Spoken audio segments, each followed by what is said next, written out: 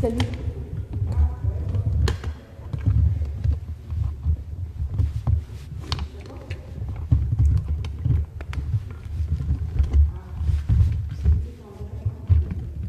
Oui.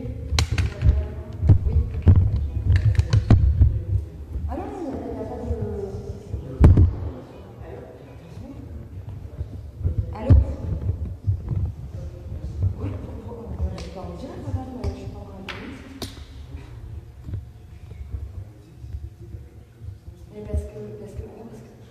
Mais ouais, non, juste parce qu'il y a l'émission d'internet qui me disait oui, mais vous êtes en direct. Bah, parce que je suis en live, tu vois, je suis en live.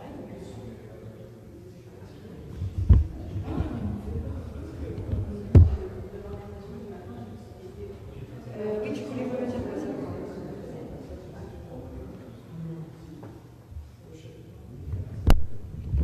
Ouais.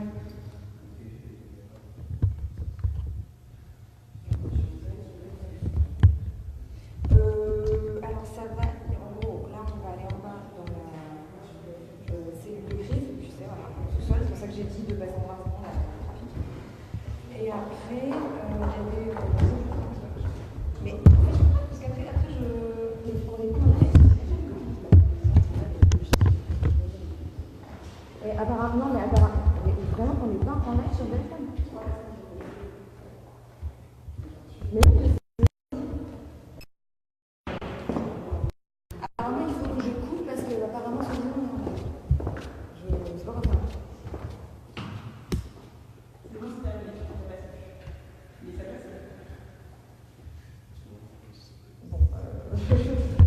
Bon, bref. La presse, elle a comme à faire.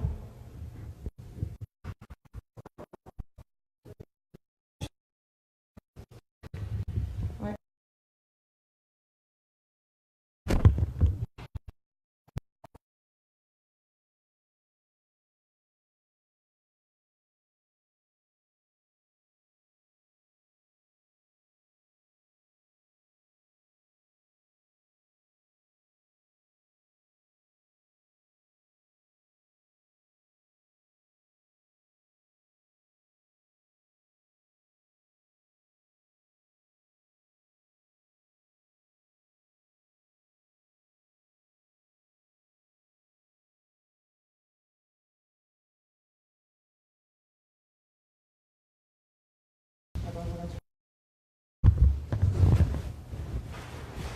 Pour la loi, on va faire comment?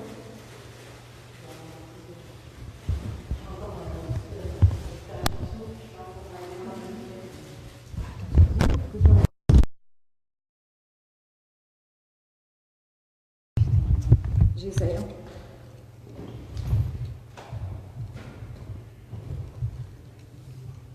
Tu reçois rien, hein? Ça revient? Parce que en face, oui, mais je peux pas faire, mais ça recommence. Parce que comme on va en sous-sol, on pourra, tu sais, je serai en sous-sol, mais après, quand je serai plus en sous-sol, ça sera en hauteur. Donc, on pourrait peut-être essayer de repasser en 2 secondes, mais à ce moment-là, ça, je pense pas que je pourrais. Ouais. Ok.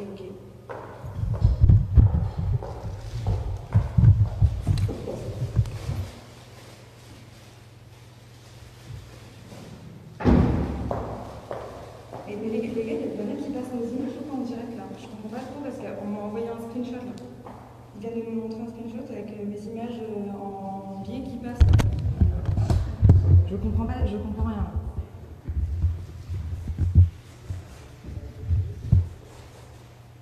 Allô.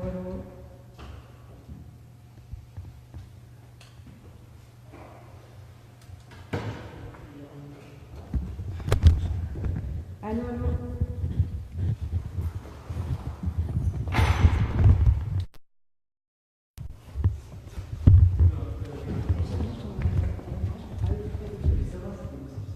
Parce que pour le moment, il m'en rend compte.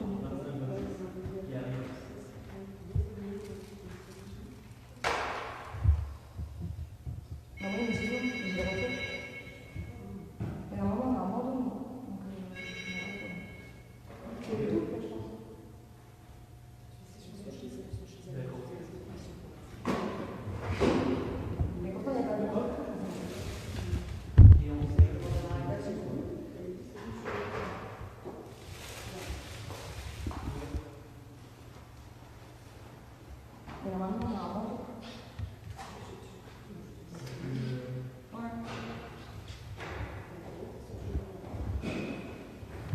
Je comprends pas, il n'y a pas de manteau sur le dessin.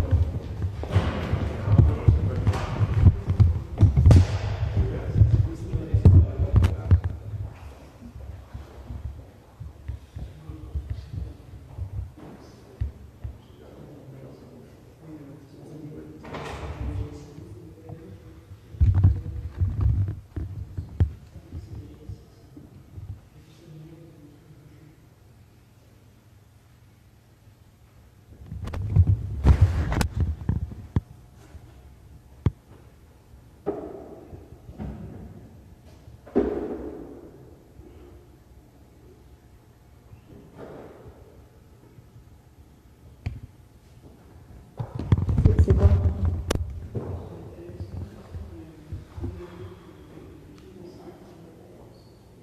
Par rapport au retour, tu veux dire?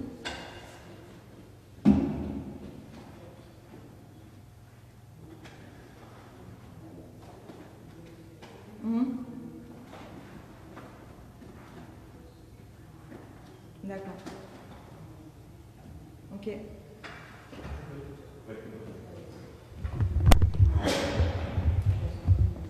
Ok, ça marche. Alors, la chaîne s'excuse.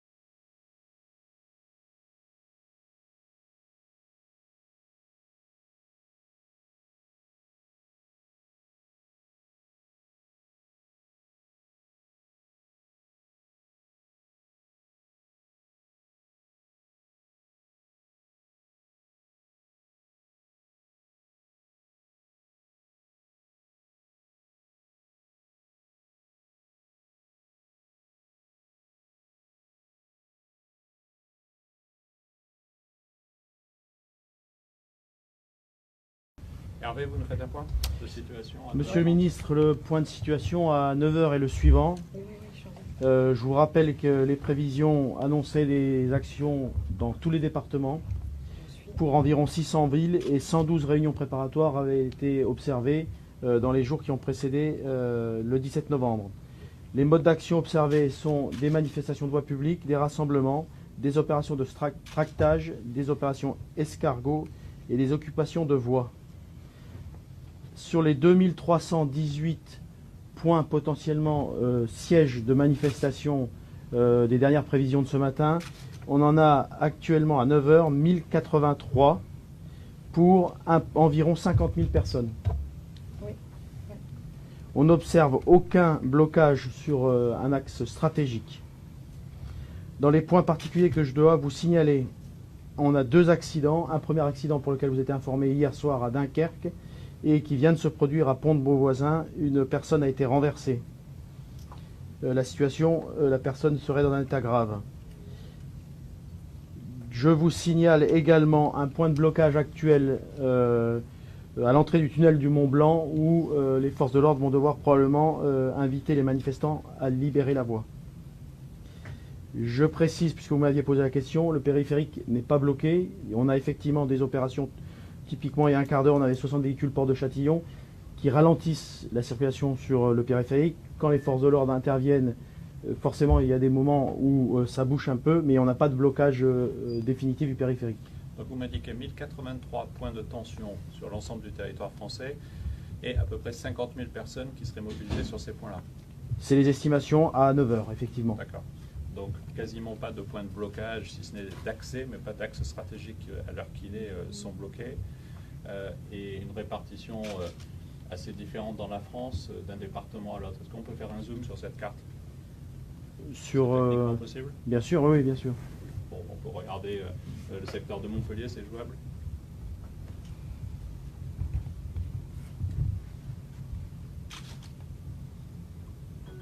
Donc les points rouges sont les points sur lesquels il y avait un risque susceptible de manifestation. C'est le vert. Pardon. Pardon. Oui, vert.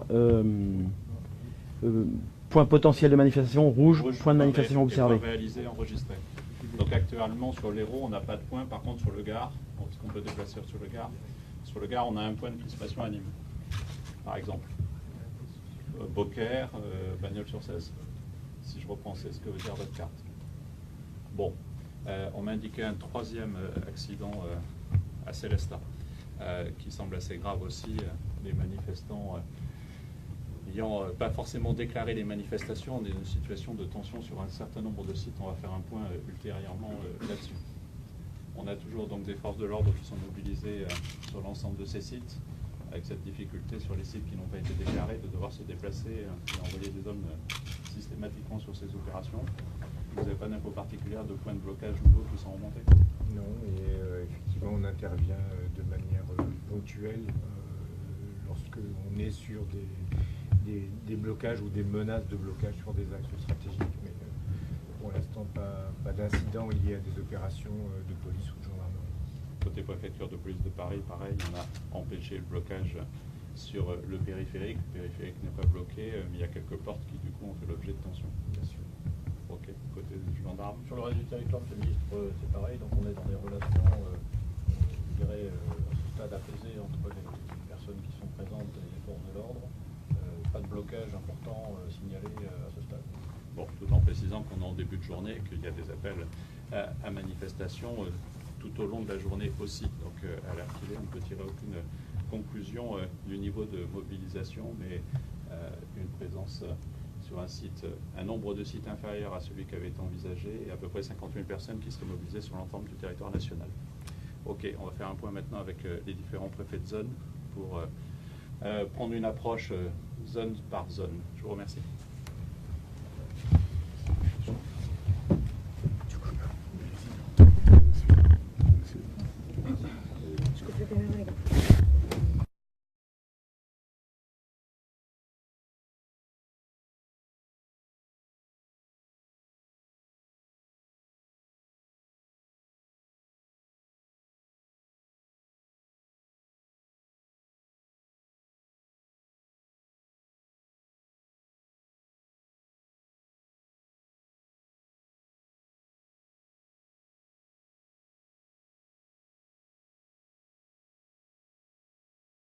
Et donc, c'est quelque chose qui n'est pas évident. Il faut rappeler qu'il y a 2 qualifications, effectivement. La première, c'est celle liée à une autorisation préalable obligatoire, de sorte à pouvoir assurer la sécurité des manifestants. Et puis ensuite, il y a donc, s'il n'y a pas d'autorisation, il y a effectivement cette condamnation qui peut tomber. C'est 6 mois de prison avec 7 500 € d'amende. Et puis lorsqu'il y a un mouvement qui n'est pas autorisé, il y a 2 sommations qui peuvent être effectuées par les agents de sécurité, sans quoi, là, on a une autre qualification, et là, on encourt 1 an de prison et 15 000 € d'amende. Donc, il va falloir que la puissance publique gère ça, tout en assurant une juste conciliation entre la liberté de manifester et assurer l'ordre et la sécurité publique. Et là, important, le sens du discernement sur le terrain, d'arriver à avoir, d'être en capacité justement d'adapter sa réaction face souvent aux invectives et peut-être aux gilets jaunes qui pourraient éventuellement déborder du simple message qu'ils viennent porter. C'est aussi ça le gros défi auquel sont confrontées les forces de l'ordre aujourd'hui. Oui, c'est ça quand on a des mouvements qui ne sont pas organisés, sans leader.